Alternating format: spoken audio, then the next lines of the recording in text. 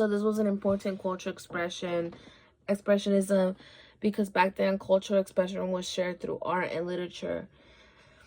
And so there wasn't other ways to like have a diverse community, because people weren't interacting with each other. So it was more like culture was diverse, was actually expanded through, like it said, literature and art. And so this was actually important, like I said, because it had been, because like I said, cultural wasn't really like a thing back then. And so um so in the source, actually, a key term, cultural expression, said that cultural expression can take many forms, including visual arts, um performance hold on arts, literature, and oral traditions that repeat a community's identity. So there here shows how cultural expression takes shape in many forms. They could have marked by the Age of Enlightenment, a time where intellectual and cultural transformation on Europe and North America. So this overall cultural expressionism is exactly important, because it shows to believe in the important knowledge on things like sharing what's good and not including medicine. So this was actually good, because it let us learn more things from other people. It could have let taught people different things from different cultures, and that they could have intake in their lives, you know, their personal lives. So like, for example, think about it. I'm Hispanic, right? And there's different things that as a cult that in my culture that we do, or like we treat. So for example, in our culture, it's believed that you shower, you're not allowed to go out because you'll get sick, right? But in a different culture, like it's totally fine, right? But when it comes to also medicine, you know, like different kinds of culture have their own ways to treat different stuff. So this was actually very important on the culturalism expression, because it allowed them to learn from each other and learn different things from different cultures. So the expansionism and expansion of federal authority. So the importance of this was that the expansion of the federal government was there to increase power over time. There was many factors that drove like federal government power up, like the New Deal, World War II, and the Civil Rights Movement. Because of this, it increased power and security across the federal government to become more secure. Although with this impact of the federal expansion, it affected many rules in the government. It impacted economic regulation, social welfare, and civil rights. This would have completely changed the American governance. From this, it would have changed the government spending, but it would have caused concerns about national debt. So in the source, government spending just keeps on growing. It said spending has grown from 20.9% of GDP in FY 2019, estimated at 23.9% of the GDP in 2024. So there was about like almost 4% of increase on spendings. And so this shows that although expansionism of the federal government had become upsides, and also had downsides, but overall, this expansionism of the federal government was extremely important as it shaped and developed government. So this is actually like based on like how much the government can spend its budget on like welfare. And so, and civil rights, like there's programs that really help out like people that are like low income, people that just can't afford anything. And so this was actually like a good thing in the society, because it helped out a lot of people. But like spending was just so high that it could have caused concerns about the national debt, you know. So that's what the ultimate concern was, and the importance on the expansion of the federal authority. So talking about the failure to sustain reform, H6K, the compromise of 1877, known as the Warmley Agreement, and many more. It was settled to distribute with the 1876 election, since there was more popular sides, but not for the reason you think. These votes included electronic fraud, voters making other voters, since there was choose from their side, and disfranchisement of Black Republicans. That's why the Compromise of 1877 was placed to ensure an event like this would never happen again. So people were doing things that they weren't supposed to be doing. There was voters that had voted for others when you can only vote once. So that was actually not allowed, which caused like a lot of elections not being equally distributed. And so there was actually electronic fraud going on. And so this overall compromise of 1877 was pretty important, as without it, there would have been unfair presidential elections and battles. So it was actually really important this act played a role because, like I said, there was voters voting for others. And so it would have led to an unfair election, because people were taking advantage of voting for others. And so this actually was established to ensure the equal voters and to make sure that the election was going on fairly, But during the Jim Crow era at that time, the Civil War was ending in the 1960s, where segregation was implanted.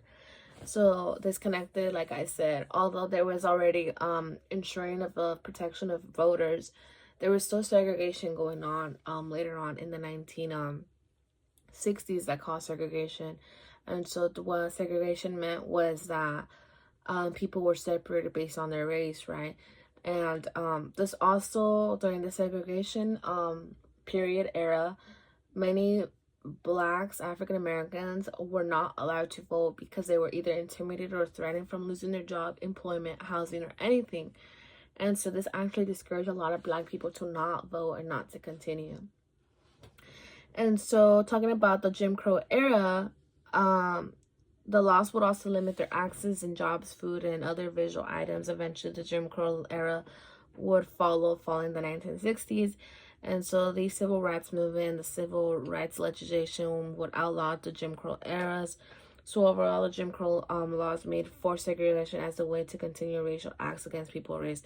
But they would have stopped following the civil rights movement, giving African American legal protection and more. So Jim Crow era actually legalized segregation, but although there was a lot of cases and a lot of the civil rights movement activisms that fought for the equality and freedom with protection under the law,